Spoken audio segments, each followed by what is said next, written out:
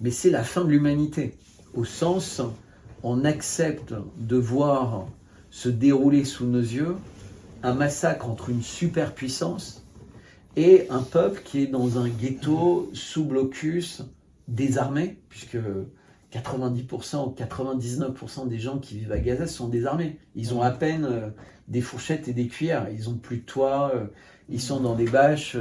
Enfin, les images sont totalement incontestables. Ce que disent les organisations internationales est totalement incontestable. Et ce que disent les humanitaires quand ils reviennent est inacceptable, entre guillemets, humainement inacceptable, mais pourtant, chaque semaine, c'est pire, chaque mois, c'est pire, et ça continue dans une forme de non-culpabilisation. C'est-à-dire que nous, on nous dit à la télé, bah, c'est normal ce qui se passe parce qu'il y a quelqu'un qui a le droit de se défendre, et comme tu l'exprimais, qui a une histoire tellement terrible qu'on ne peut pas leur enlever le droit de se défendre et de vouloir survivre.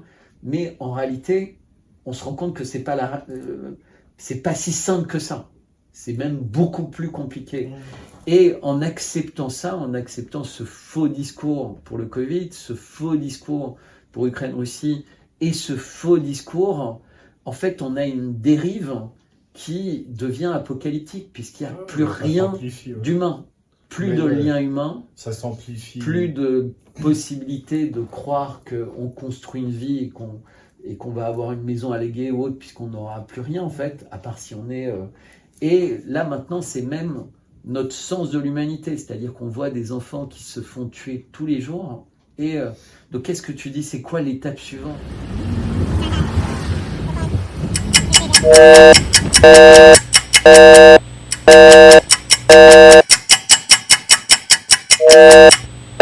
The crime of genocide in relation to the Palestinians in Gaza.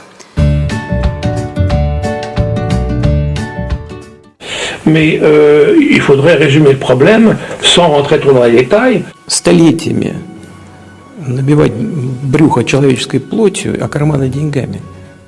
Но они должны понять, что бал вампиров заканчивается.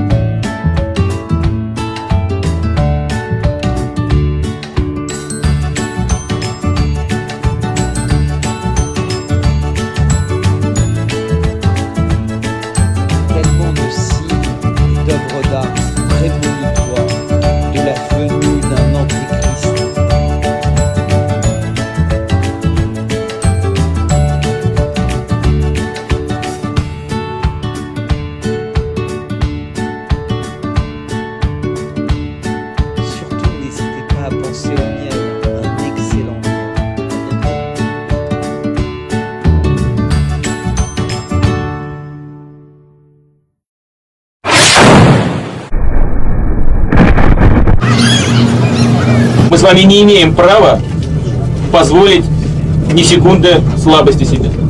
Ни секунды. Depuis toujours, Vladimir Poutine est parfaitement clair avec l'Occident. Но мы также и понимаем, что Россия одна из ведущих ядерных держав, но по некоторым компонентам... Après tout ce temps, que faire pour que vous compreniez ?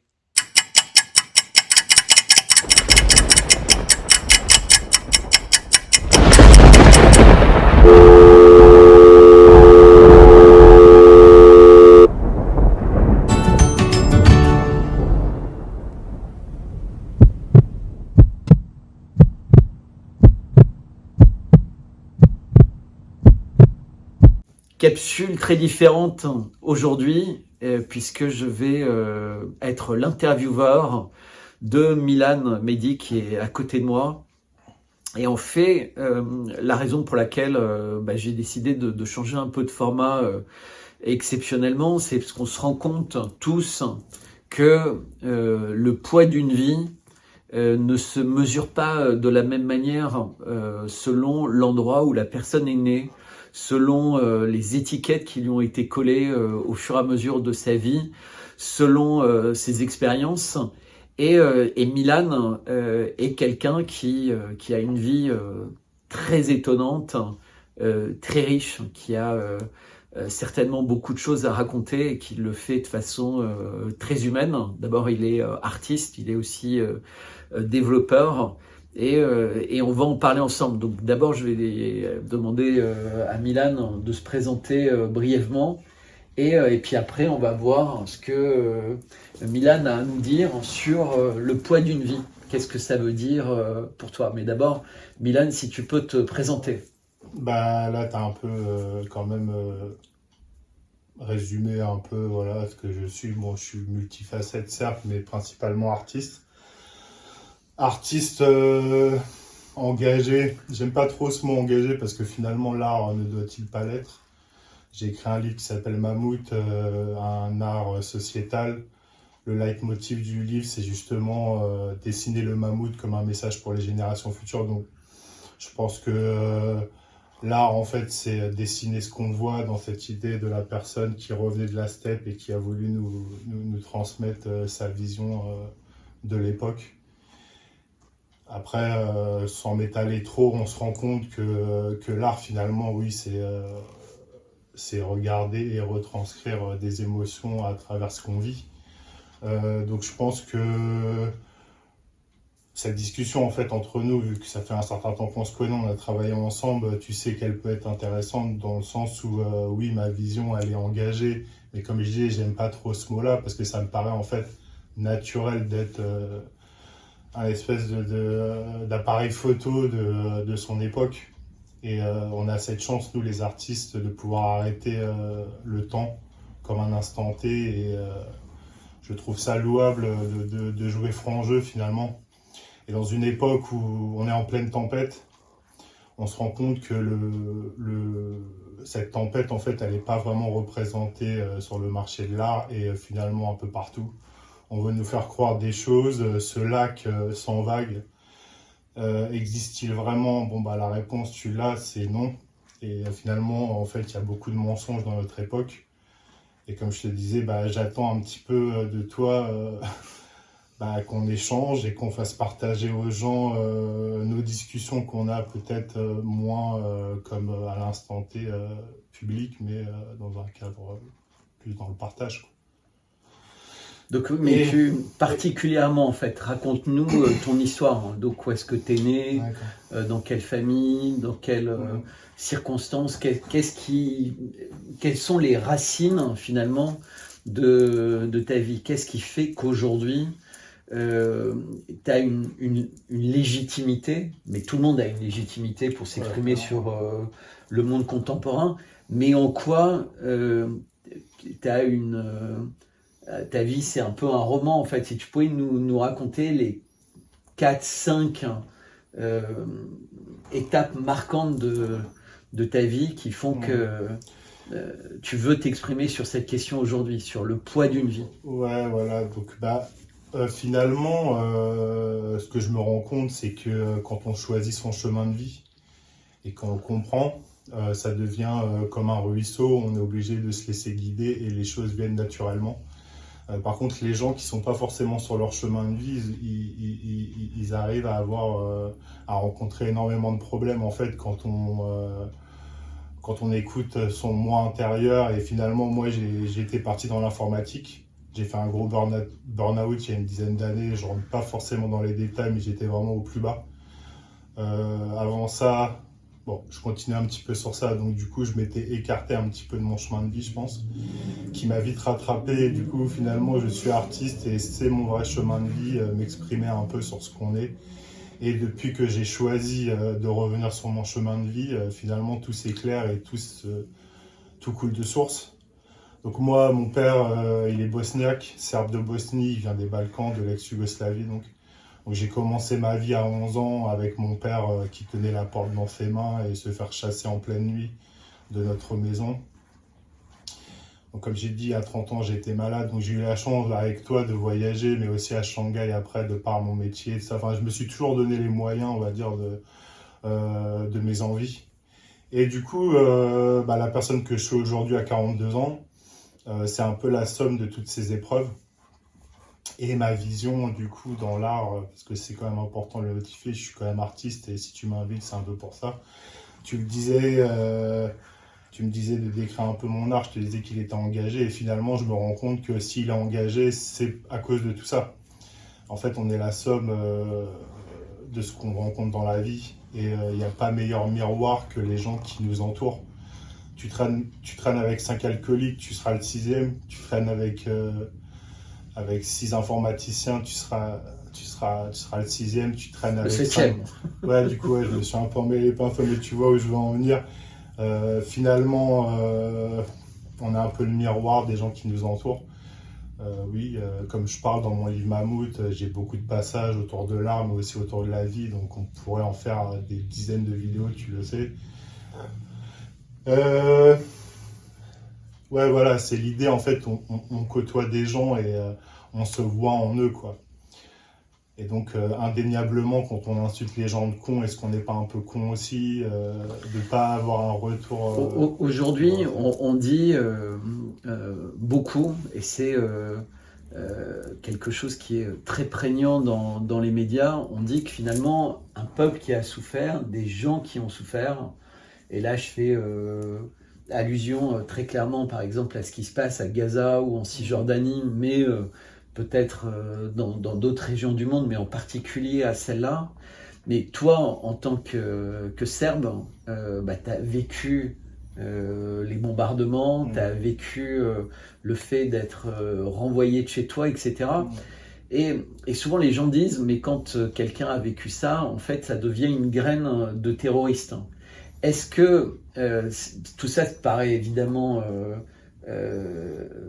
qu'est-ce que tu penses de ça? Puisqu'en fait, la dialectique qui va avec ça, c'est de dire, finalement, tous ces gens sont dangereux, donc il faut absolument... on ne peut pas considérer que certains d'entre eux ne sont pas des terroristes en herbe, donc le danger est global. Et ça, c'est ce qui est mis en ce moment dans la tête des gens pour justifier qu'il y a beaucoup de morts parmi les civils, mais que ce serait acceptable compte tenu du danger que chacun représente.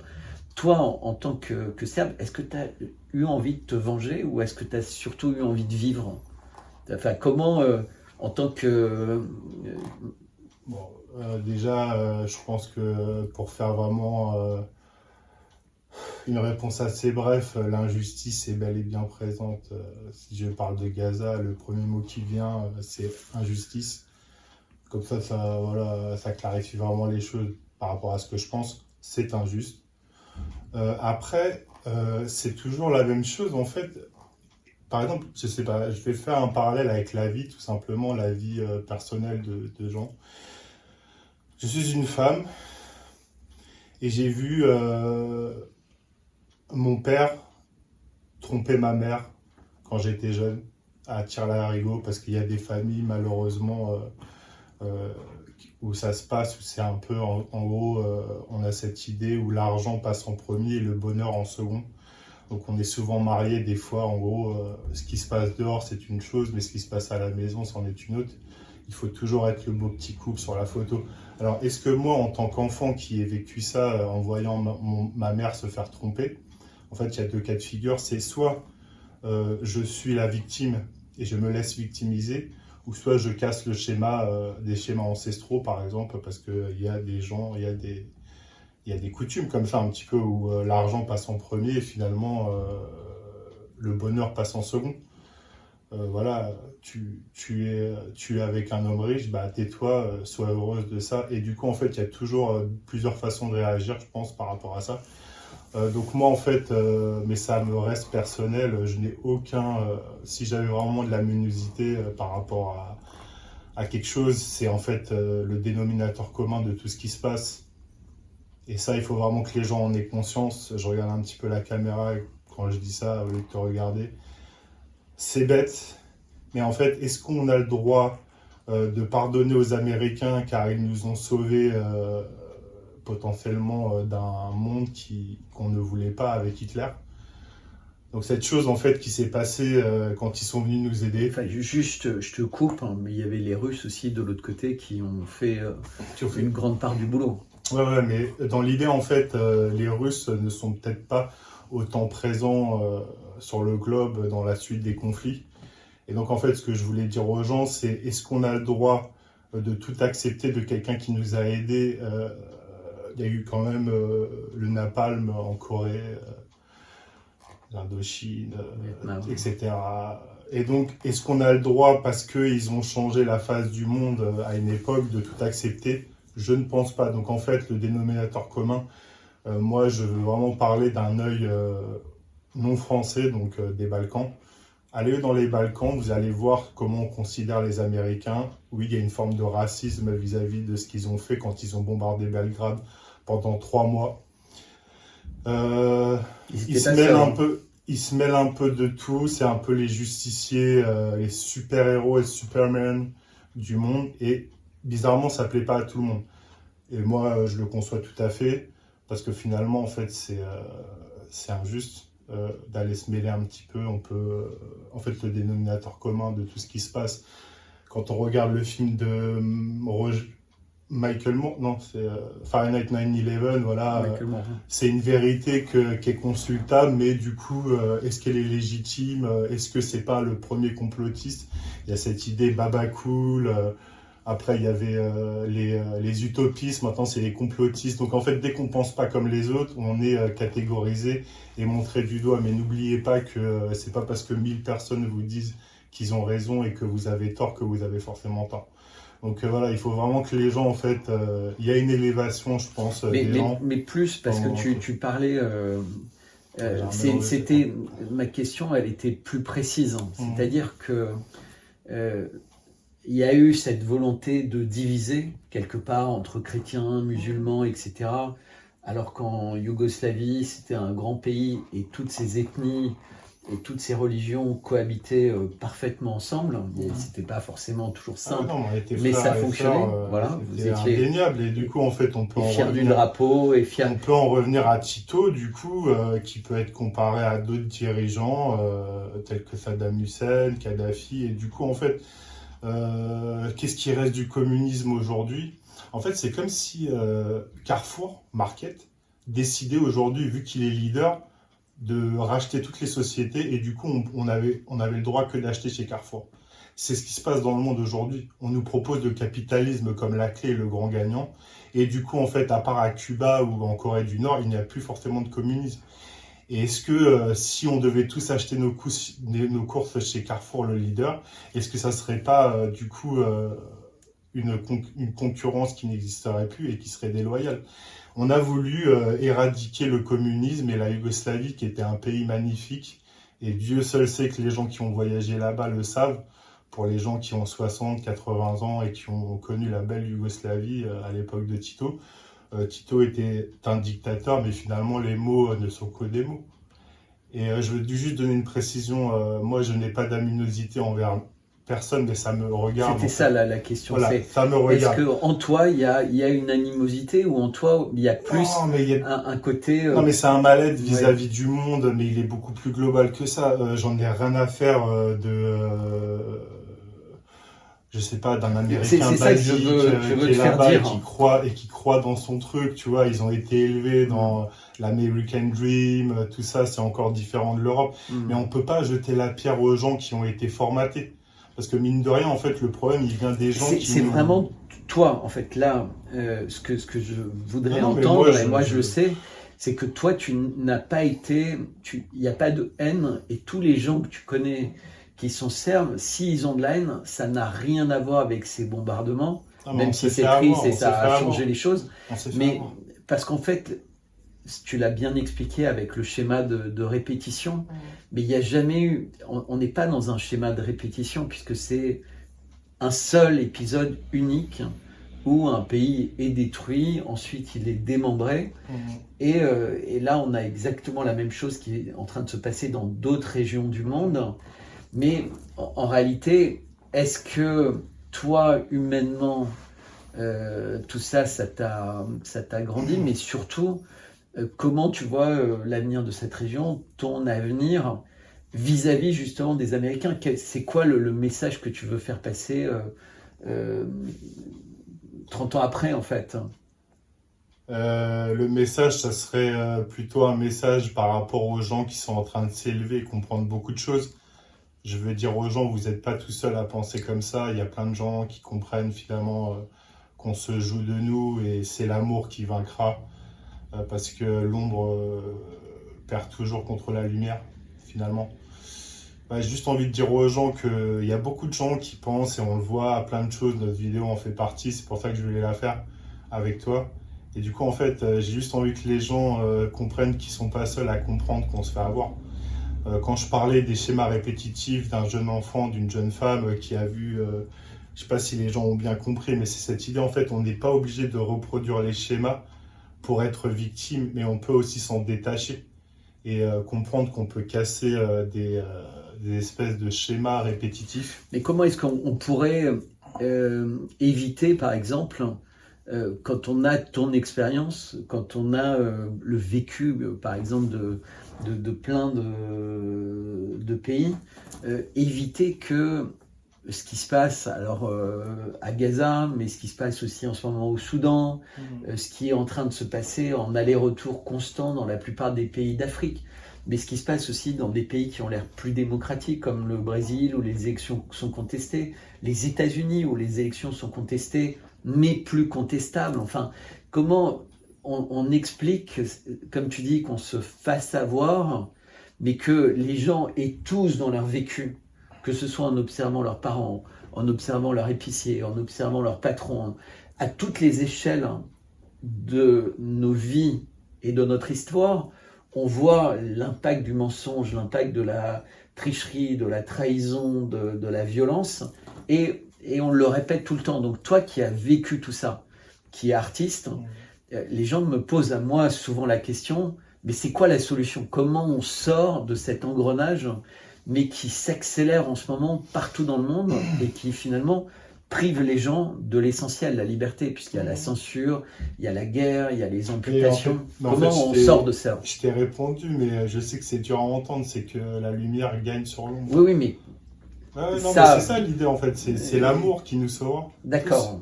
Mais le problème, c'est que tu sais, des fois, il y a des gens qui sont trop lumineux. Et du coup le mal ne peut pas les atteindre. Et tu sais ce qui fait le mal, là ça va vraiment être très spirituel ce que je vais vous dire. Le mal en fait il peut pas atteindre certaines personnes parce qu'elles sont trop protégées. Je pense à des gens de l'histoire qui étaient très comme l'abbé Pierre, Coluche, tout ça. Je pense aussi à plein de gens qui étaient très lumineux, pas parce qu'ils sont beaux, mais parce qu'en fait ils ont une présence et ils ont des discours, des directions qui dérangent l'ombre. Et donc l'ombre, le mal, appelez-le comme vous voulez, en fait, il va peut-être des fois utiliser des gens qui nous sont proches pour nous atteindre. Mais quand ces gens, ils sont manipulés et qu'ils viennent nous voir, ils se rendent compte en nous voyant qu'ils ont fait fausse route et qu'ils se sont fait berner. C'est cette histoire de... On peut le faire sur le Jedi, et, c'est un peu... Non, mais finalement, bon, après moi, je vais pas rentrer vraiment dans des choses très spirituelles, mais oui, effectivement, l'ombre et la lumière dans le monde existent. Et aujourd'hui, le problème, c'est que l'ombre, comme ce qui se passe à Gaza, comme ce qui se passe en Ukraine, comme ce qui s'est passé, tout ça, c'est de l'ombre. Et il ne faut pas qu'elle gagne. Il faut que les gens comprennent qu'il y a le mal qui existe. Il existe, le mal. Voilà, c'est tout.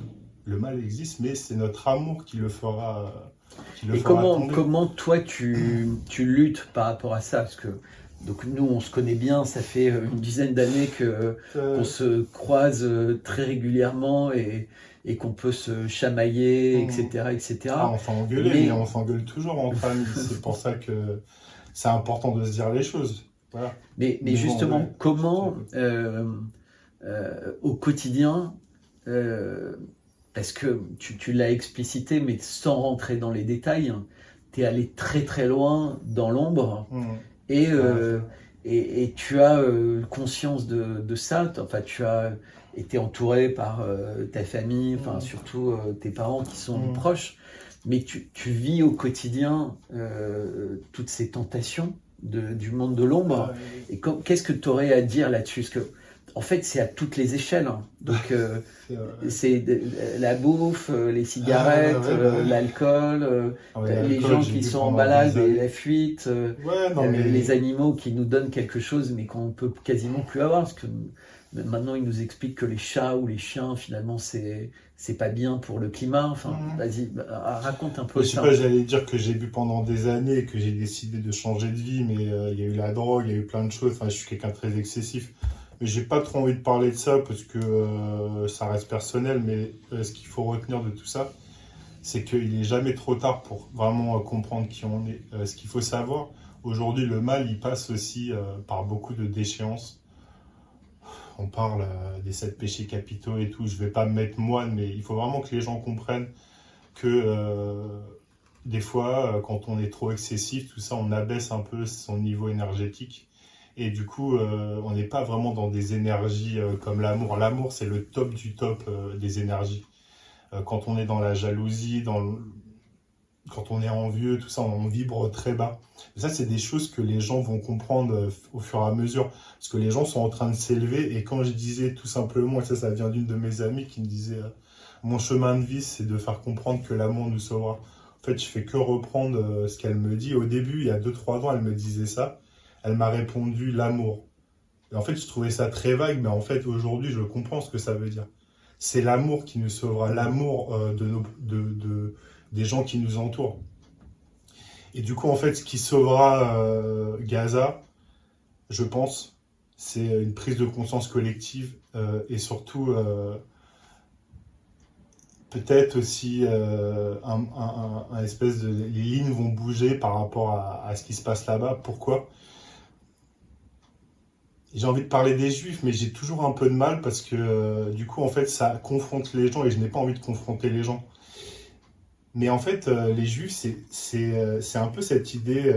Voilà. Même moi, en fait, c'est un peu un mot tabou dans ma bouche, moi qui suis très ouvert, comme si, vu que je ne suis pas juif, je n'ai pas le droit d'en parler. Et tu vois, je me sens un peu, même là, c'est tout de suite quelque chose de très sensible. Je vais pas parler de sionisme et tout ça, pour moi, c'est totalement décalé. Mais quand je pense à ce qui s'est passé, c'est vraiment dégueulasse. Par contre, je déteste une autre chose encore plus, donc ça va encore plus haut que ce qui est dégueulasse qu'a fait Hitler et tout, et c'est pour ça que les gens vont le comprendre, parce que je vais le présenter de cette manière-là. C'est que ce qui est dégueulasse, en fait, c'est qu'on s'en serve comme porte-étendard d'une pseudo-prise de conscience du mal qui a été fait, sans parler de, par exemple, l'Arménie, tout ce qu'ont fait les Belges, tous les pays colonialistes qui ont décimé beaucoup de gens, beaucoup de, tu vois, les Arméniens, ce qui se passe en ce moment, bah, tu sais pourquoi j'en parle. Indirectement, j'étais avec quelqu'un qui était très concerné, donc ça me touche. Et tu vois, j'espère que les gens, par rapport aux mots que je viens d'utiliser, comprendront qu'en fait, tu vois, là, franchement, ça me touche énormément ce qui s'est passé avec les Juifs, mais ce qui me touche encore plus, je le répète, c'est d'utiliser ça comme un porte-étendard d'une pseudo-prise de conscience qu'il ne faut pas refaire. Mais attendez, en ce moment, il se passe des choses à notre siècle actuel qui s'est passé au siècle dernier, et pourquoi on ne va pas reconnaître des génocides ou même des choses qui se passent en ce moment en disant, bah non, nous, en gros, on pardonne tout ça, on prône des choses qui sont dans l'amour. Mais non, c'est du fake tout ça. Ce qui se passe, tous les musées qui sont faits autour de ce qu'a fait Hitler et tout ça, c'est un porte-étendard et c'est même très moche, je trouve. Que les gens, en fait, voilà, donc il y a une façon, j'espère que je l'ai bien présenté, je sais pas, tu pourras m'en reparler. En fait, moi je voudrais être sûr d'avoir compris. Non, mais voilà, mais parce que ce que je comprends dans ce que tu as dit, parce que c'est bien d'être clair, c'est que tu dis que tu es extrêmement touché par le sort des Juifs pendant la Deuxième Guerre mondiale et que ça te rend triste, mais que de la même manière, tu es touché du sort des Arméniens, du sort de tous les pays qui ont été, tu parles du Congo, de tous les pays qui ont été finalement dans des guerres, dans des massacres. Je trouve ça dommage qu'on n'essaye pas à mettre plus la lumière aussi sur des choses qui ont existé. Et en fait, c'est vraiment cette idée qui dépasse encore plus le pardon, c'est d'utiliser pour moi ce qui s'est passé pour prôner une espèce de prise de conscience collective qui, en fait, au final, devrait exister dans d'autres conflits qui ont eu lieu et qui ont peut-être encore lieu. Est-ce que ce que tu essaies de dire, c'est tous les jours à la télé, on nous parle du devoir de mémoire, Voilà. mais que l'actualité devrait nous rendre beaucoup plus modestes par rapport à ce devoir de mémoire parce qu'on n'a pas compris. Et puis moi, je voudrais juste citer, par exemple, en ce moment, il y a la Cour pénale internationale qui veut faire des mandats d'arrêt, émettre des mandats d'arrêt contre un certain nombre de dirigeants d'Israël, et que eux disent, mais comment la Cour pénale, et là je parle de Netanyahou, dit comment la Cour pénale internationale ose vouloir émettre des mandats d'arrêt contre nous, alors qu'elle n'existe que parce que les Juifs ont souffert, et donc ce serait vraiment ignoble que cette Cour nous attaque, nous les Juifs, alors qu'on essaye de survivre et de se défendre. Et les Américains et d'autres pays, semble-t-il, mettent une pression considérable pour la Cour pénale internationale pour ne pas qu'elle émette ces mandats d'arrêt, parce que tu sais bien, et je le sais bien, que l'étiquette, entre guillemets, aurait des conséquences terribles. Parce qu'en réalité, comme on vit dans un monde qui est censé être un monde de droit, tu vois, avec les décisions de l'ONU, les décisions de la Cour pénale internationale, une fois que cette condamnation ou ce mandat d'arrêt sera émis, toutes les personnes pourront s'exprimer librement en évoquant ça. Et donc, ces pays, ce que tu essaies de dire, et en particulier Israël aujourd'hui, veut pouvoir continuer à être uniquement une victime du Hamas, victime de l'antisémitisme, victime historique de l'Allemagne nazie, et donc dans des proportions énormes, tout en étant acteur de ce qui se passe en Cisjordanie et à Gaza, où la situation est complètement inhumaine. Et on a des images tous les jours qui le montrent, des enfants amputés, disloqués. Voilà, c'est d'un côté on veut se donner double bonne discours. conscience, voilà, et puis mais bon, soit on va finir sur ça et on peut en parler pendant des heures. Non, alors non, mais c'est pour ça qu'on peut vraiment en parler pendant des heures, parce que c'est délicat, c'est compliqué. Moi, la façon dont je l'ai présenté, c'était dans un sens. C'est quoi ta religion à toi, Milan? Moi, je suis athée, donc j'ai vu ce que peut faire la religion, ça peut séparer plus que Est-ce que tu as des amis de toutes les religions? Oui, ouais, mais après, je vais te dire, j'ai des amis noirs, et on va me dire, ouais, mais t'as des amis noirs. donc, j'ai pas. Ouais. Non, mais moi, je sais que tu vois, parce qu'il y a des blagues et tout.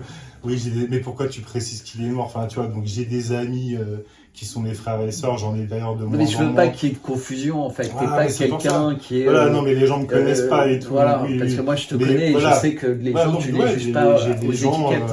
J'ai des gens qui viennent un peu de partout dans le monde et ça me nourrit. La différence doit nourrir et au final, on y est tous dans le même Ce que j'ai senti quand même, et après on va passer à un autre sujet, et j'ai vraiment senti... Je t'avais jamais vu comme ça parce que il y a une caméra. Non, mais c'est délicat. Mais t'avais peur, une peur viscérale de t'exprimer sur le sujet.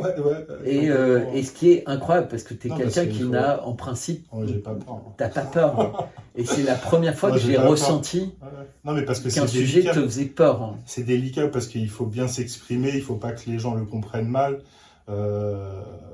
Je pense à Dieudonné, bon lui il est très virulent, mais dans l'idée en fait c'est bizarre qu'un mot puisse être limite tabou, utilisé, mais du coup on prend toujours des pincettes. J'ai essayé de le faire comprendre à ma manière, j'espère que les gens ont compris. J'aime pas qu'on utilise des choses... Tu vois, c'est comme si je disais, pour finir de mon côté... aux Allemands, bon, il y en a, ils disent ça, les Boches et tout, parce que bon, c'est un espèce de nickname, tu vois. Mais c'est comme si je disais, et d'ailleurs, Anselm Kiefer, on a fait un travail, Anselm Kiefer qui est extrêmement connu, ce devoir de mémoire, il en a fait un devoir de vie. Parce que, oui, c'est dur de pardonner, mais c'est comme si je disais aux Allemands d'aujourd'hui qui n'ont pas connu la guerre et qui ont des grands-parents qui ont peut-être été dans les armées d'Hitler, tout ça, sale Boche. Le mec, il a rien demandé et tout.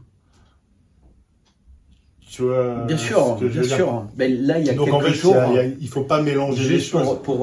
et après C'est vraiment on l'amour, sort là, de revenons ce sur sujet. l'amour après. Mais il y a c'est ça quelques qui jours, nous on apprenait que les enfants d'un des leaders du Hamas avaient tous été tués avec, enfin 3 de ces enfants, avec leurs femmes, avec leurs enfants à eux, à Gaza. Et donc, d'un côté, c'est extraordinairement choquant que des enfants soient visés parce que ce sont les enfants de quelqu'un d'important et qui est indirectement ciblé par rapport à ça. Donc c'est ce que tu dis, c'est comment est-ce qu'on peut rendre les enfants coupables des actions de leurs parents ou de leurs grands-parents? Est-ce qu'il y a... et comment est-ce qu'on peut, disons, accepter de faire mourir un civil sous prétexte qu'on essaie de bombarder un terroriste?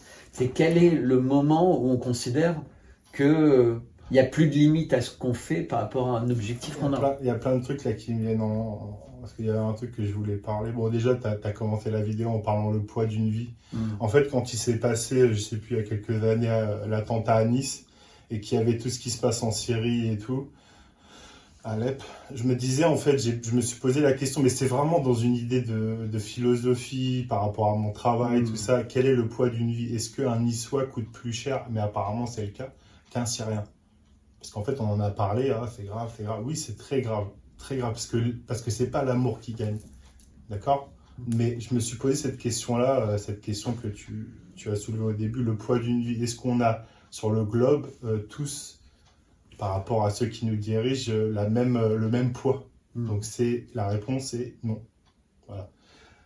Après, en fait, il y a aussi autre chose, parce que là, du coup, ça a réveillé des trucs en moi. Il y a aussi cette idée, tu vois, les mauvaises plantes, ce qu'on considère comme les orties ou tu vois le chien-dent et tout, il faut jamais oublier que les plantes ne naissent pas s'il n'y a pas de graines. Et le problème de notre télévision ou de tout ce qu'on relaie aujourd'hui, c'est qu'on oublie de faire parler des gens qui ont de vraies choses à dire. En fait, est-ce que ceux qui passent à la télé parlent de tout ça? En fait, on nous met sous le nez des choses en nous disant « ouais, c'est des terroristes, nanani, nanana ». Donc toi, tu veux dire que tu es un pissenlit, Milan. Non, mais je vais te... on montre que des tournesols. Non, mais je vais te dire un truc qui va choquer les gens pour le coup, mais j'ai envie de le dire. Ça va être très dur, mais c'est pour ça il va falloir me laisser dire pourquoi. En fait, les gens qui sont embrigadés et qui vont se faire sauter, ils sont encore plus sensibles que les autres. Tu sais pourquoi? Parce que les gens, en fait, on arrive à leur mettre dans la tête qu'ils sont opprimés et que du coup, ils vont, grâce à leur vie, pouvoir défendre une idéologie. Donc il faut être extrêmement sensible pour être atteint à ce point-là. Tu vois, l'injustice est là. Cette haine de l'Amérique, ce que je parlais par rapport à la grève. Parlons pas des gens qui font ça, mais parlons au cours des derniers jours. Pas que je veux t'en empêcher. Toi, t'es toujours dans l'actualité. Pas que je veux t'en empêcher, mais attends, il y a eu 2 personnes qui se sont immolées au cours des dernières semaines. Un qui s'est immolé à Washington devant l'ambassade d'Israël et l'autre qui s'est immolé à New York devant la cour criminelle de New York où il y a un procès contre Trump.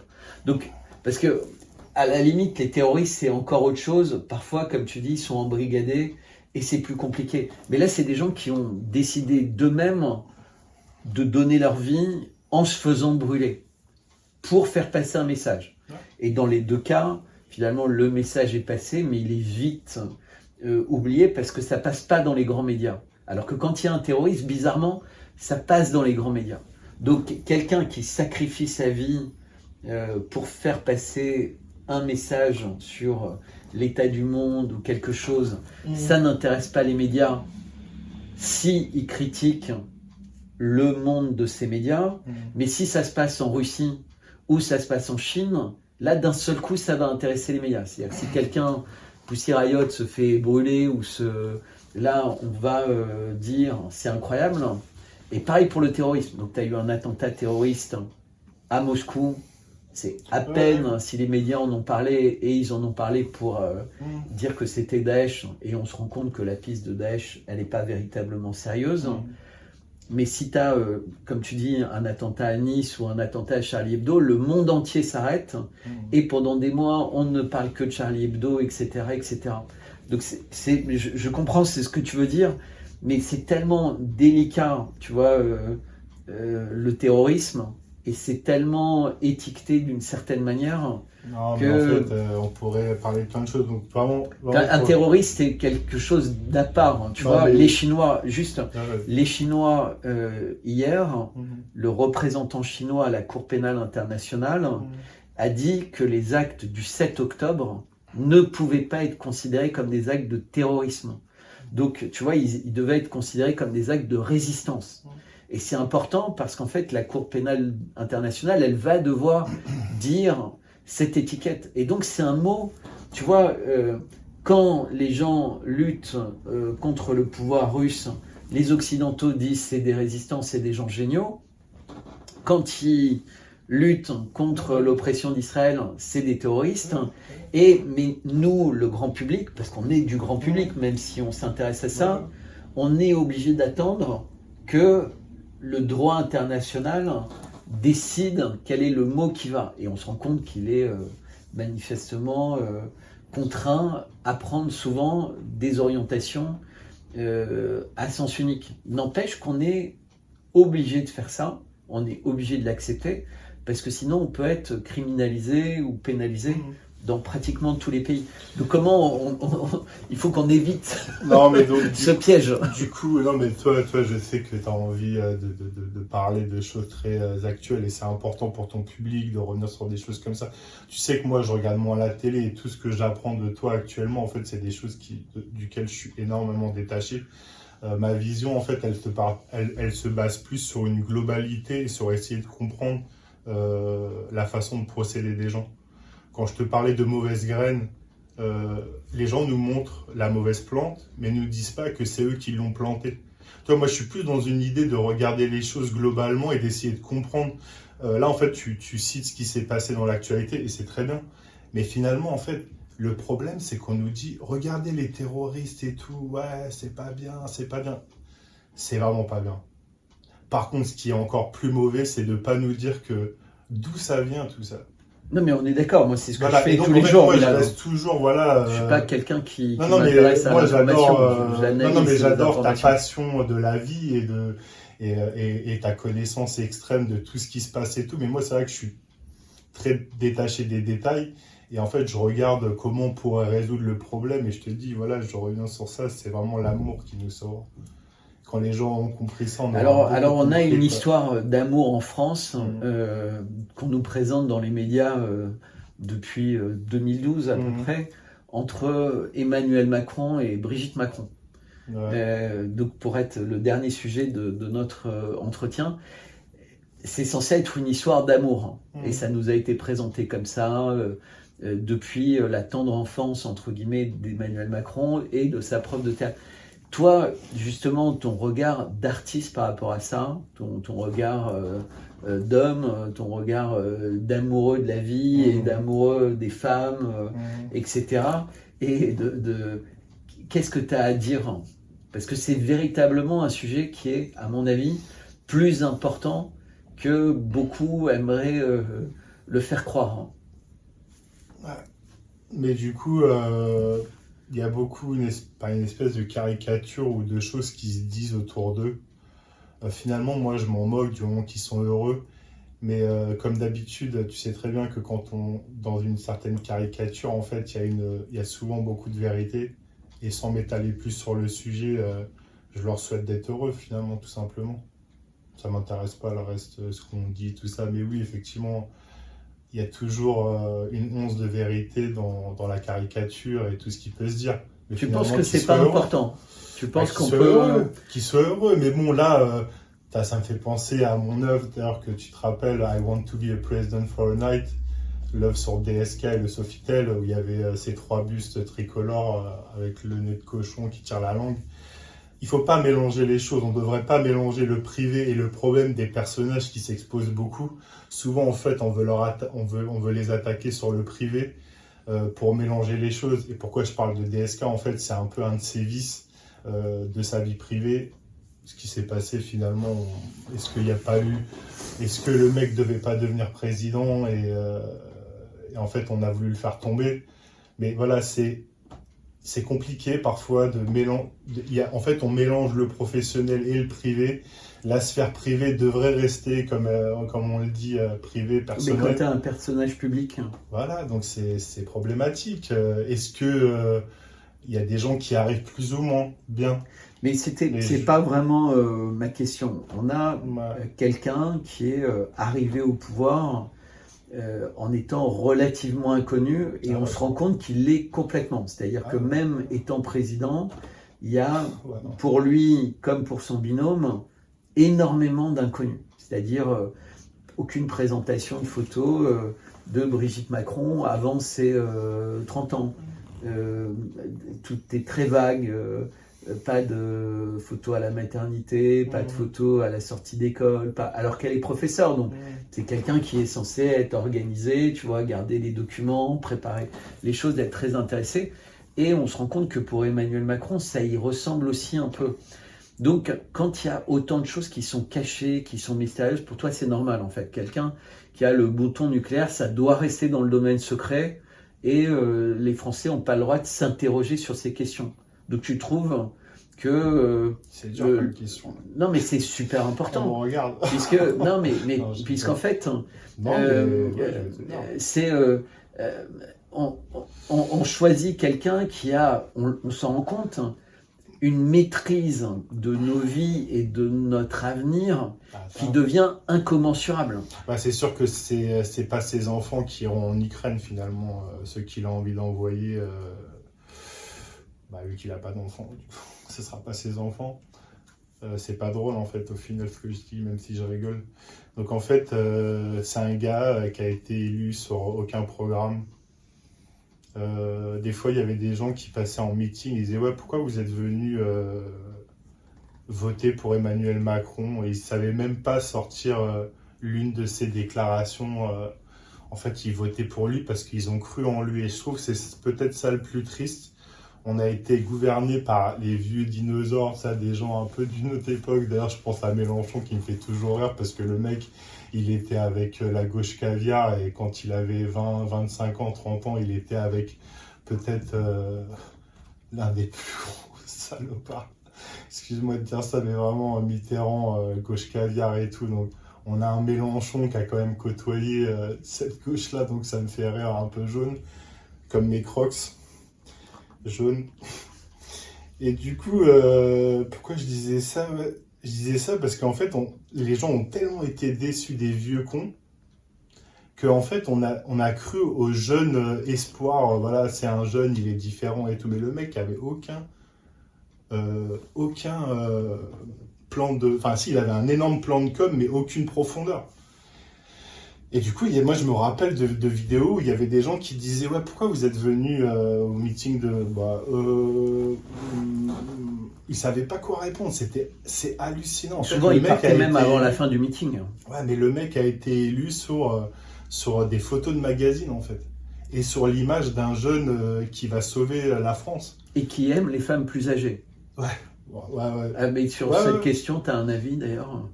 Femmes plus âgées? Non, j'ai pas... Non, mais je te dis, ça, c'est du moment que... Voilà, je parlais d'amour et tout. Si vraiment ils sont heureux comme ça, moi, je n'y vois aucun... C'est pas dérangeant pour moi. Pourquoi l'inverse pourrait se produire? Parce que souvent, on voit d'ailleurs toutes les plus grandes stars d'Hollywood ont 20 ans, 15 Non, mais il y a ans de quand même différence, un et du coup, sujet... maintenant que- Il y a quand même un sujet qui s'éteint pas depuis des années, Ouais. qui avait même commencé à propager aux États-Unis avec des blogueurs où les gens s'interrogent sur le fait qu'il pourrait y avoir un très gros mensonge. Ouais, voilà. Et- Ouais, ça serait plus ça, à la limite, et- si vraiment on parle de quelque chose. Pour moi, c'est pas la différence d'âge. Parce que, Non, mais justement, Mais oui, parce le qu'on fait peut pas de faire cacher semblant des que ça choses. n'existe pas, quoi. Oui, voilà, le fait de cacher des choses aussi pas évidentes, mais du coup, Bah si, c'est ce que tu penses. ouais, c'est ce que je pense. Mais en fait, est-ce que c'est vrai, est-ce que c'est pas vrai? Mais du coup, au lieu de prendre la Mais qu'est-ce que tu parole, penses, toi? au lieu de prendre la parole, comme il a pas fait à l'époque avec les gilets jaunes et qu'il est resté dans sa tour d'argent. Là, il a tout... C'est quelqu'un qui, Notre-Dame a comme brûlé, diraient hein. les Espagnols, il a pas de corones, tu vois. Hmm. Il a pas les corones, tu vois. Quand il s'est passé le truc avec les gilets jaunes, c'était vraiment du jamais vu. Et le mec n'a rien dit pendant des mois. Il restera le président, malheureusement. Je sais pas si cette vidéo, elle sera vue par Macron et tout, mais moi, j'ai envie de lui dire, Macron, monsieur Emmanuel Macron, je vous aime. Parce que finalement, vous êtes juste une brebis égarée qui servait un état d'esprit. Et moi, j'ai rien contre vous. Vous êtes juste égarés. Et le problème, c'est qu'on revient, il n'est pas dans l'amour. C'est un pion. Et même, je dirais même, ce mec-là, il pourrait finir comme Kennedy. On l'a placé à cet endroit-là pour une raison. Si demain, il ne fait pas ce qu'on lui a demandé de faire, il finirait comme Kennedy. Alors tu sais que moi, je pense pas ça. Je pense qu'au contraire, certaines personnes pouvaient croire ça au début. Ouais. Mais aujourd'hui, Vas-y, ce il est qu'on plus voit, haut encore, lui, ouais. il est vraiment dans le truc. Ouais. Je vois ce que tu veux dire. Bah, tu regardes la manière avec laquelle il est en train de devenir dominant en Europe. Bah, tu regardes les autres chefs d'État, enfin Scholz, tu vois, quand tu penses à l'Allemagne, Ouais, non, c'est intéressant. plus grande puissance industrielle du monde, qui a un président qui lui, pour le coup, a l'air complètement égaré à ce poste-là, enfin un premier chancelier. Le Premier ministre anglais, qui est complètement inconnu, on ne sait pas par quel miracle il s'est retrouvé à ce poste. Il n'y a pas de hasard. En fait. Non, on a l'impression quand même qu'il y a une organisation dans le monde qui fait que petit à petit, la brebis égarée dont tu parles, elle est en train de se rapprocher plus d'un bouc. Ouais, je sais pas, j'ai pas envie de croire que l'homme est foncièrement mauvais. Mais tu l'as dit au début ou avant la vidéo, je me rappelle plus. Ouais, non, mais ok. Il y en a qui sont mauvais, le mal existe. Non, mais disons, quand on sort du ventre de la mer, on est lumière, et je pense que c'est le monde qui nous corrompt. Oui, mais voilà. là maintenant, on veut plus faire sortir les enfants du Non, ventre de la toute mer. façon, Qu'est-ce que il tu va penses falloir, de la constitutionnalisation de l'IVG? Qu'est-ce que tu penses? En fait, toutes ces choses que Macron est en train de faire et qui détricotent tout.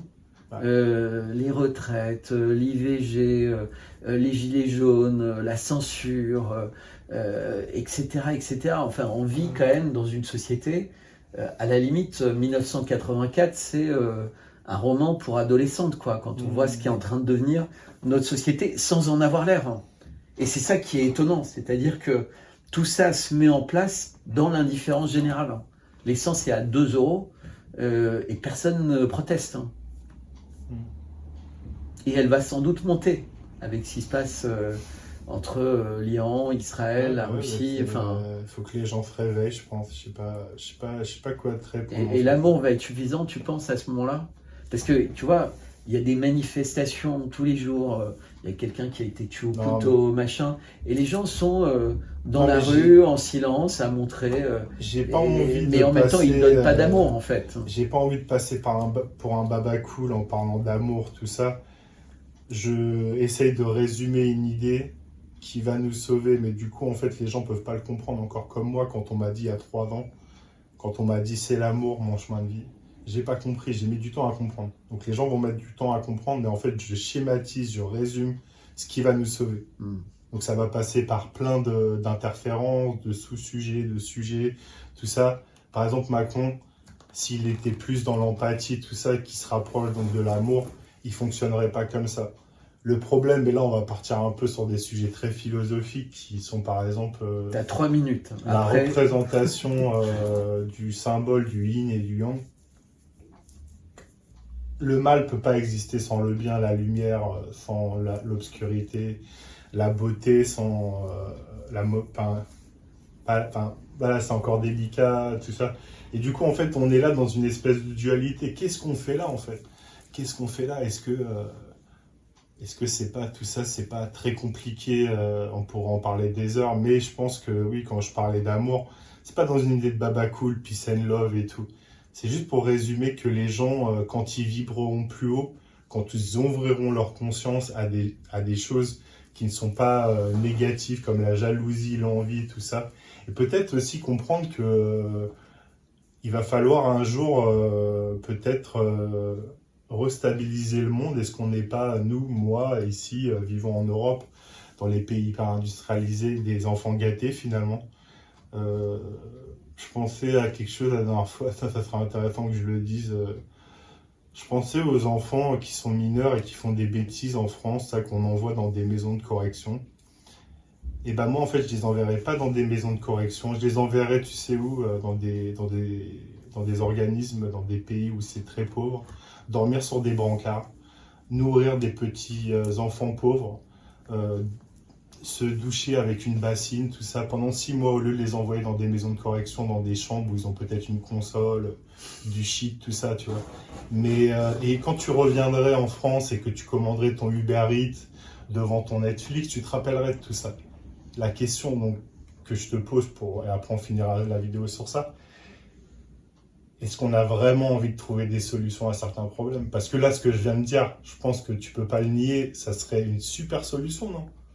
Tu envoies quelqu'un avec les pauvres pendant 6 mois dormir sur un brancard et se doucher dans une bassine. Le mec, il revient, il est totalement changé. Pourquoi on fait pas ça? Est-ce qu'on a vraiment envie de changer certains problèmes? Par rapport, on peut faire le parallèle à Macron. Je vais juste te donner, Voilà. c'est ce que tu dis, c'est toujours pareil, c'est des choses qui méritent de regarder comment le mettre en œuvre, parce que les lois, en général, sont faites pour empêcher ça. Et par effet d'escalier, ça me fait penser aux lois américaines dans certains États qui font que quand un migrant illégal arrive dans l'État et il est arrêté pour un crime, historiquement, il était renvoyé immédiatement. Et ben maintenant, la loi fait qu'il ne peut plus être renvoyé, qu'il doit justement passer par un système de maison de correction un peu sympathique, etc., dont il sortira avec des cartes, avec le droit de voter, enfin, tu vois, et ce sera pas genre Orange Mécanique, quoi. On va pas lui dire, enfin si, ou alors un peu Orange Mécanique, tu détestes Trump et t'adores Biden, et d'ailleurs, donc tout est effectivement truqué, inversé, on cherche pas véritablement les solutions, c'est ce que tu dis, en fait. On crée les problèmes, mais pour créer d'autres problèmes, et ainsi de suite, en fait. Ouais, et puis en fait, les problèmes, on le voit, Covid, Ukraine, Gaza, on nous maintient dans une soupe, un peu dans le principe d'une secte, qui nous maintient dans un bain constant, dans une soupe constante de mal-être, pour nous faire croire que la vie est moche. Mais la vie est belle. T'as 2 bras, t'as 2 jambes. Et pour ça, en fait, il faut être passé par autre chose pour le comprendre. Peut-être que les gens ont besoin, pour le comprendre, d'avoir connu des choses plus dures. Mais effectivement, je pense que le but des médias, pour parler d'Internet, de la télévision, enfin, tout ce qu'on nous renvoie qui est une arme finalement, c'est de nous faire culpabiliser. Regarde, t'es pas si mal chez toi, t'as vu comment ça se passe ailleurs et tout. On pourra en parler des heures. Mais je pense qu'on est dans une soupe maintenue, dans une soupe un peu volontairement. Mais est-ce que cette soupe s'accélère pas? Et ce sera, je vais juste préciser la question. Ouais. Mais moi, mon analyse des choses, c'est la période du Covid a permis de détruire complètement les liens familiaux. Les gens ne pouvaient même plus aller aux enterrements, les jeunes ne pouvaient plus aller en boum et faire leur premier baiser. Les enfants à la maternelle étaient dans des carrés. On a détruit les liens, entre guillemets. Et même le lien de soi avec son corps, puisqu'on n'avait plus le choix de dire « j'ai pas envie d'un vaccin ». J'ai pas envie, ça relevait plus de nous. Donc on a détruit ce lien. La deuxième étape avec l'Ukraine, c'est l'inflation, etc. Et on est rentré dans la logique, finalement, vous posséderez plus rien et vous serez heureux. Qui fait partie d'un vieux plan, tu sais, ce fameux Great Reset, etc. Mais l'inflation, c'est dire, regardez, maintenant, la voiture, vous la louez, les maisons, finalement, vous serez... plutôt locataire, parce qu'avec toutes les nouvelles normes, il vaut mieux que ce soit quelqu'un d'autre propriétaire, et vous allez être dans des villes de 15 minutes. Mais l'étape suivante, et celle face à laquelle on doit lutter, entre autres avec l'amour que tu exprimais, mais c'est la fin de l'humanité. Au sens, on accepte de voir se dérouler sous nos yeux un massacre entre une superpuissance et un peuple qui est dans un ghetto sous blocus, désarmés, puisque 90%, 99% des gens qui vivent à Gaza sont désarmés. Ils ont à peine des fourchettes et des cuillères. Ils n'ont plus de toit, ils sont dans des bâches. Les images sont totalement incontestable, ce que disent les organisations internationales est totalement incontestable, et ce que disent les humanitaires quand ils reviennent est inacceptable, entre guillemets, humainement inacceptable, mais pourtant, chaque semaine, c'est pire, chaque mois, c'est pire, et ça continue dans une forme de non-culpabilisation. C'est-à-dire que nous, on nous dit à la télé, bah, c'est normal ce qui se passe parce qu'il y a quelqu'un qui a le droit de se défendre et, comme tu l'exprimais, qui a une histoire tellement terrible qu'on ne peut pas leur enlever le droit de se défendre et de vouloir survivre. Mais en réalité, on se rend compte que c'est pas si simple que ça. C'est même beaucoup plus compliqué. Et en acceptant ça, en acceptant ce faux discours pour le Covid, ce faux discours pour Ukraine-Russie et ce faux discours, en fait, on a une dérive qui devient apocalyptique puisqu'il n'y a plus rien d'humain, plus de lien humain, ça s'amplifie, plus de possibilité de croire qu'on construit une vie et qu'on va avoir une maison alléguée ou autre puisqu'on n'aura plus rien en fait, à part si on est... Et là maintenant, c'est même notre sens de l'humanité, c'est-à-dire qu'on voit des enfants qui se font tuer tous les jours. Et donc, qu'est-ce que tu dis? C'est quoi l'étape suivante avec cette dérive? Déjà, jusqu'où ça peut aller? En fait, je pense que ce qui se passe en ce moment, c'est pas nouveau. Ce qui s'est passé avec le Covid, je pense que c'est par rapport à la crise mondiale qui commençait en écho aux gilets jaunes à résonner un petit peu dans le monde entier. C'est un coup de poker, c'est le all-in de la classe dirigeante, de l'oligarchie qui nous dirige, qui a dit en gros, on risque de perdre, donc on va risquer quelque chose, c'est de sortir les gens de cette fameuse soupe, mais de les remettre dans quelques mois, ce qui est très très dur. D'ailleurs, il y a plein de gens qui, même en télétravaillant, tout ça, comprennent plus leur vie. Elle n'a plus de sens. Parce qu'il y a des gens qui disaient « Oh, moi, j'arrive plus, j'ai pas envie de regarder Game of Thrones, j'ai pas le temps et tout, tu vois. » Mais là, ils ont eu le temps, mais ils ont plus eu l'envie. Tu vois ce que je veux dire? Donc du coup, c'était un gros dilemme pour cette classe dirigeante. C'est de sortir les gens de la soupe, mais de les y remettre. Mais ils étaient obligés parce qu'ils savaient que ça allait péter. Les gilets jaunes, ce qui se passait en Italie, ça commençait en Amérique du Sud, ça commençait à faire écho. La France a vraiment dans l'histoire a toujours été connue pour prôner des valeurs, être un peu le centre des hémisphériques du truc, tu vois, ça fait écho. Donc ça commençait à faire écho, donc bizarrement, on se retrouve tous chez nous et tout. Pour moi, il n'y a pas de hasard. J'ai même pas envie de répondre aux gens qui vont dire « Ouais, cette vidéo, c'est complotiste et tout », mais c'est tellement criant que ça me donne envie de gerber. Et donc, du coup, je vous invite à lire, je crois que c'est Flaubert, qui a écrit le livre le nom m'échappe. Non, c'est la Boétie, la servitude volontaire. La Boétie, donc voilà, la servitude volontaire. Et du coup, en fait, on se rend compte que tout ça, ça a toujours existé. Il y a toujours ça qui a existé. Oui, mais est-ce qu'il n'y a pas quelque chose de spécial en ce moment? Parce qu'il y a beaucoup de gens qui disent « Ne vous inquiétez pas, laissez faire, ça va revenir en ordre parce que c'est l'histoire de l'humanité. » Est-ce que là, avec l'intelligence artificielle, la biologie moléculaire, tu vois, l'ARN messager, machin, on n'arrive pas à un moment très, très particulier? Parce qu'on oublie souvent ce qui se passe d'un point de vue intelligence artificielle, mais ça rend quand même 80% des gens obsolètes, y compris les docteurs, les journalistes. Tu sais, peut-être que la nouvelle attachée de presse du régime de Kiev, c'est une intelligence artificielle. C'est-à-dire la personne qui communique au nom de l'État ukrainien sur les médias, c'est plus une vraie personne. C'est une personne artificielle. Ouais, écoute...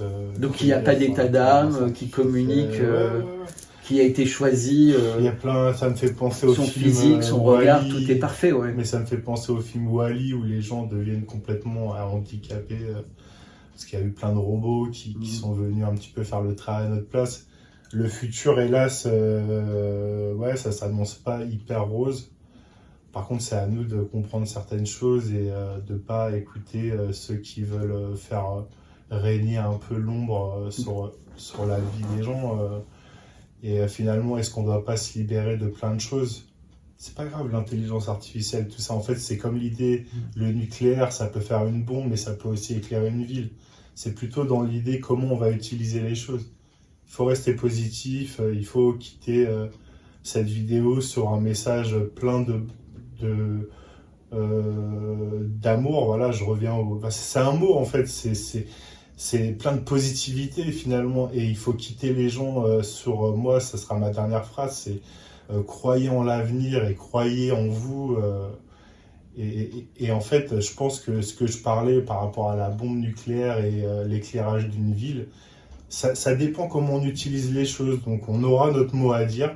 Ces gens-là, ils savent pourquoi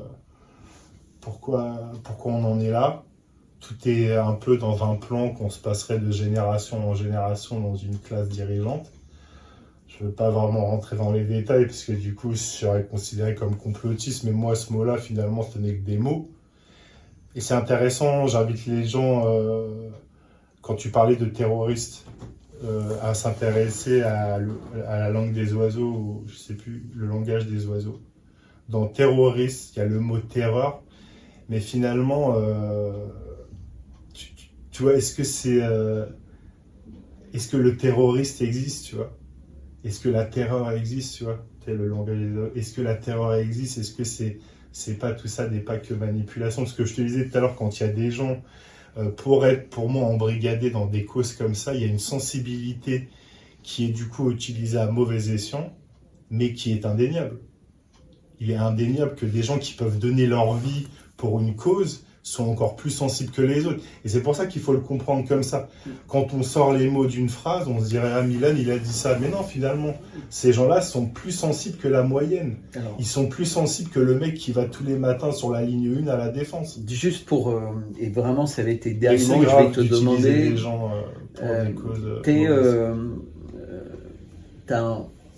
on te donne un pouvoir très important qui est de mettre en prison 5 personnes que tu considères plus malfaisantes et dangereuses que les autres, et de confier le pouvoir à un groupe de 5 personnes pour remettre de l'ordre et trouver un système qui est plus adapté en fait à un avenir prometteur pour l'humanité. Alors qui tu mets en prison?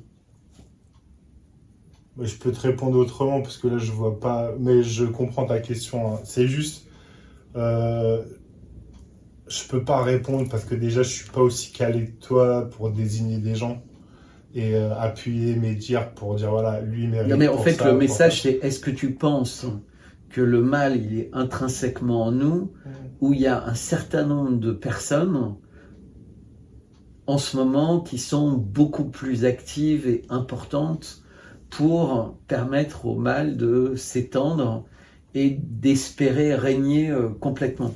Puisque c'est bien ce que dit, par exemple, quelqu'un comme Poutine depuis 2 ans, et on s'en rend compte quotidiennement de plus en plus, on est dans une guerre du bien contre le mal.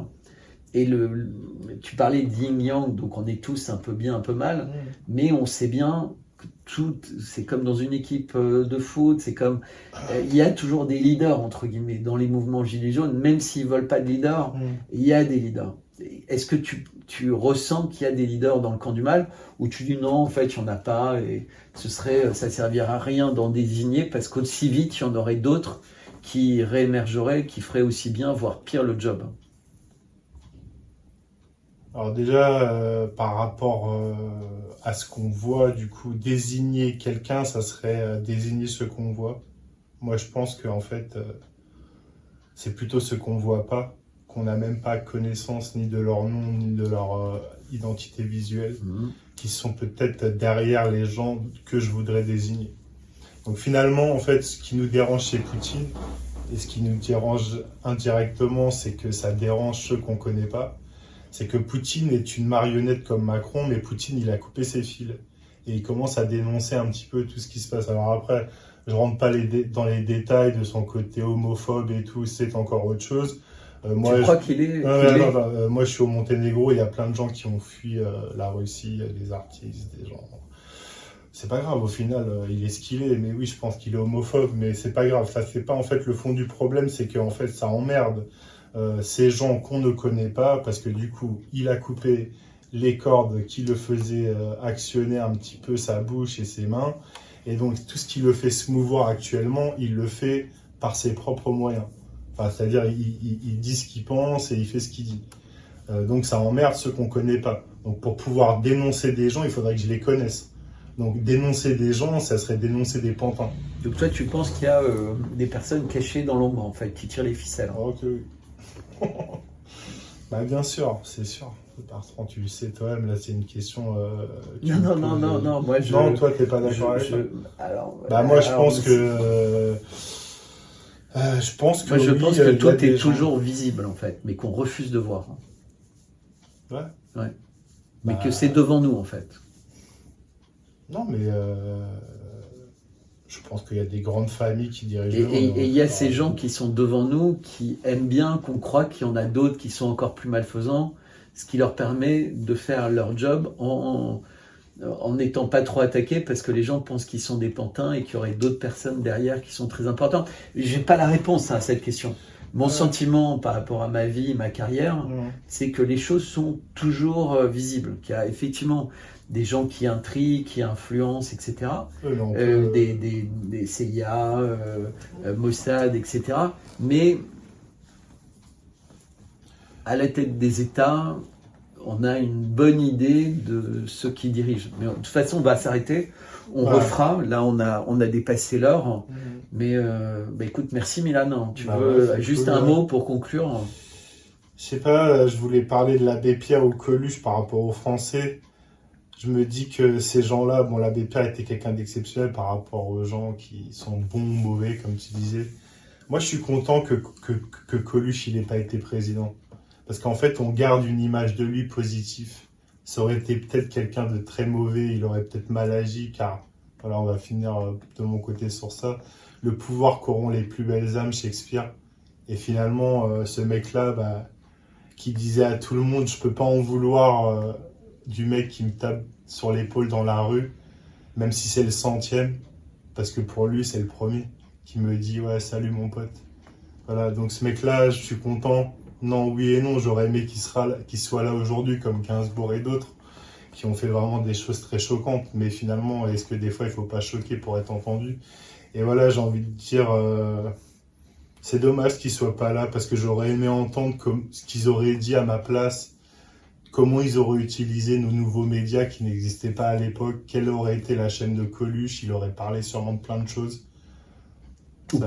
Ou pas, justement, du coup, vu qu'il aurait évolué dans le côté un peu dark, quand on disait le pouvoir corrompt les plus belles âmes. Mais ça me ramène à Mélenchon, tiens.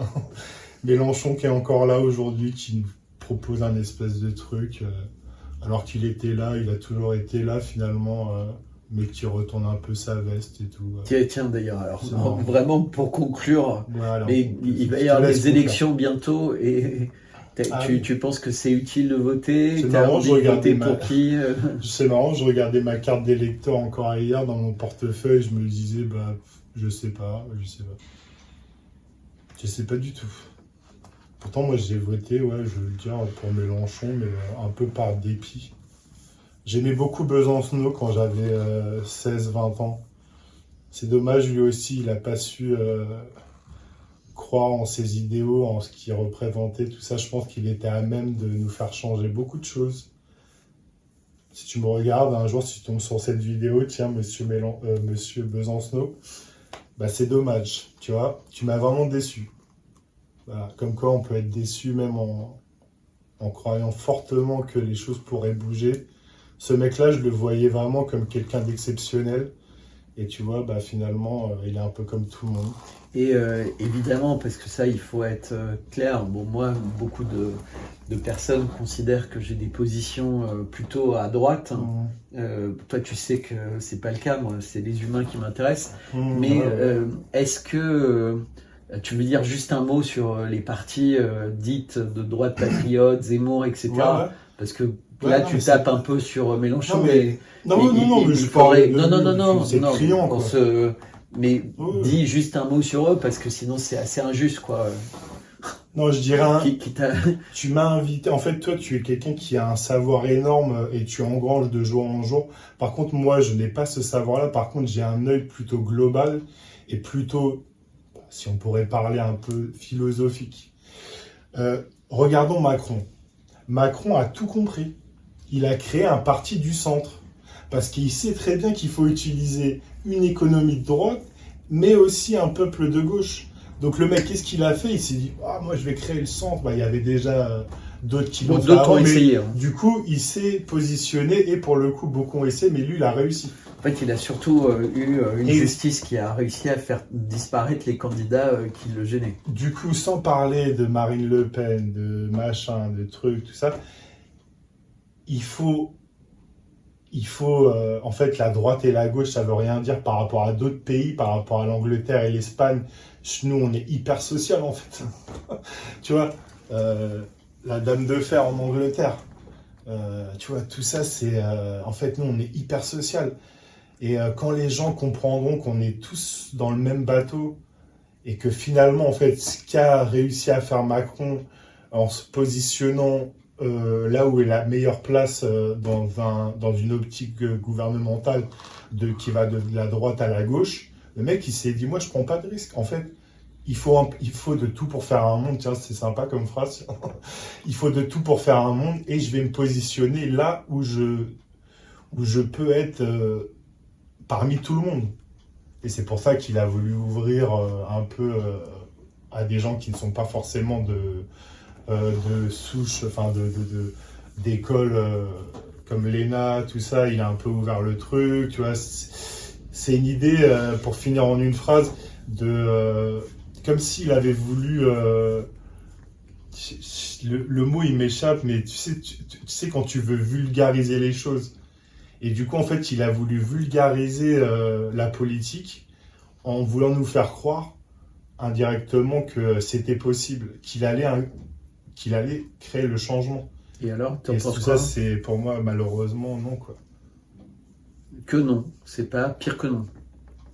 Ouais, c'est encore pire, ouais, il y a de la régression apparemment, mais je m'intéresse pas suffisamment autant que toi à tout ce qui se fait. Mais bon, toutes les lois qui ont été passées avec le 49.3, je crois, Et tout ça, et c'est vraiment, toi dégueulasse, qui, ouais. qui Mais bon, rencontre ça, pas mal c'est- de monde, qui aime bien te balader, etc., tu penses qu'il y a beaucoup d'antisémitisme, d'homophobie, d'islamophobie en France, ou tu crois que tout ça c'est fait pour diviser et régner, entre Moi, guillemets? je pense qu'il y a une part de vérité dans ce que tu viens de dire, voilà. Pour rester simple. De toute façon, on cherche à nous faire peur. On cherche à nous faire Et à nous peur. diviser. On cherche à nous écarter de l'amour, voilà. Je sais, si je vais passer pour un baba cool qui répète tu ce l'es un mot-là peu. et tout. Tu portes des crocs jaunes. Ouais, ça c'est... Ouais, je suis un peu différent des gens, oui, c'est vrai. Mais quand je parle de ça, en fait, tout ce que tu dis là, en fait, c'est à l'inverse de ce que je suis en train de dire. C'est pas toi qui le dis, en fait, tu dénonces quelque chose que tu ressens et que tu vois. Et c'est pour ça que je te dis, en fait, qu'est-ce qui pourrait répondre tu sales trop un plat. Comment tu dois faire pour qu'il soit mangeable? Ça peut être compliqué. Non? Ça peut être très compliqué. Là. On peut même le foutre à la poubelle. Bon bah merci Est-ce Milan, qu'il faut pas restons tout sur foutre à le la plat trop poubelle salé. Non mais tu vois ce que je veux dire, c'est marrant parce que des fois en fait, il y a des choses qui sont irréversibles. Des fois il faut jeter le plat à la poubelle. On peut pas. Si tu as trop salé le plat, bah, il faut le foutre à la poubelle. C'est pas mangeable. Donc oui, pourquoi pas foutre tout à la poubelle et réfléchir à un nouveau monde. Donc voilà, donc c'était un format différent. Alors je me rends compte en regardant l'écran pour la première fois depuis le début que Milan est un peu loin. Alors je sais pas si vous vous rendez compte qu'en réalité il est lumineux, ses yeux sont brillants, il est vraiment sympa. Je pense que c'est de temps en temps un format que je mettrai en œuvre parce que Milan l'a exprimé. Sur les plateaux, on présente finalement en permanence des personnes connues, reconnues, des acteurs de cinéma à succès, des auteurs, des gens qui sont censés être experts sur des sujets et donc être fiables à être écoutés. Or, ce que Milan a dit ou évoqué plusieurs fois dans la vidéo, c'est que en réalité, vous n'êtes pas seul, on n'est pas seul, et qu'autour de vous, moi là je viens de passer 10 jours à sillonner entre guillemets la France, et j'ai rencontré pas mal de personnes sur le chemin, et qui se sentent seules, et en fait on veut vous faire croire que vous êtes seul à penser différemment de ce qui est dit à la télé. C'est faux. Alors évidemment, chacun avec ses sensibilités. Ceux qui voient une de mes vidéos pour la première fois pourront regarder d'autres vidéos et écouter ce que je pense, ou les futures vidéos. Et ceux qui découvrent Milan savent qu'il y a des petits décalages entre ce qu'ils pensent et ce que je pense, mais qu'en réalité tout ça est convergent, parce qu'on est d'accord pour se dire que si on n'agit pas, alors Milan a utilisé le mot amour très souvent, et j'aime bien aussi utiliser le mot amour, le mot bon sens, mais surtout là en fait il faut être brave, et l'amour va suffire, mais il faut également être des grains de sable pour empêcher cette mécanique terrible de continuer à progresser, et finalement à nous isoler, à nous séparer plus les uns les autres, et à nous causer du tort. Donc merci de mettre des commentaires à cette vidéo, merci de la partager. Voilà, donc vous découvrirez, je mettrai un lien sur le site, sur la page YouTube, pour que vous puissiez aller découvrir le travail de Milan. Alors il avait l'idée de mettre comme décor à cette vidéo un tableau. Alors maintenant je vais pouvoir vous le présenter parce que vous le connaissez un peu mieux. Et peut-être Milan, tu peux dire 2 mots sur ce tableau. Voilà. Ce tableau, je l'ai réalisé en 2013 déjà, donc ça fait déjà une dizaine d'années. Il s'appelle Le Capitalisme. Et j'ai envie de vous dire, il y a beaucoup de gens des fois qui comprennent pas que je le compare à la Joconde. Mais c'est pas dans une idée technique, c'est dans une idée de synthétisation d'une époque. Donc je le compare à la Joconde parce que pour moi, c'est vraiment simplification du message actuel. Je sais, c'est dur, je sais, vous allez peut-être dire je me prends pas pour Léonard de Vinci, ou dans une autre idée que je pourrais conceptualiser en une idée ce qui nous définit et ce qui définit notre époque. Par contre, voilà, on voit un homme qui fait caca sur un casque d'ouvrier. Et donc ces 3 objets, pour moi, symbolisent ce qui se passe en ce moment. Ça s'appelle le capitalisme chiant sur l'ouvrier. Un jour, je suis rentré chez moi, c'était en automne, et je voyais un mec qui travaillait avec ce casque qui était très fluo quand il faisait gris. Et du coup, j'ai dit, ce casque-là, en fait, c'est dans l'inconscient collectif, c'est un objet qui montre l'ouvrier en tant que tel. C'est grâce à lui qu'on est monté et qu'on a créé des tours. Il y en a sur tous les chantiers. Et du coup, ça représente l'ouvrier. J'ai créé ce tableau suite à ça. Je sais que c'est violent, je sais que c'est pas forcément beau, les gens ne comprendront pas forcément tout de suite. Mais j'ai envie, et c'est important qu'il existe, c'est physique. C'est une idée qui est pas très facile à accrocher à son mur, mais c'est important qu'elle existe, voilà. Donc le capitalisme.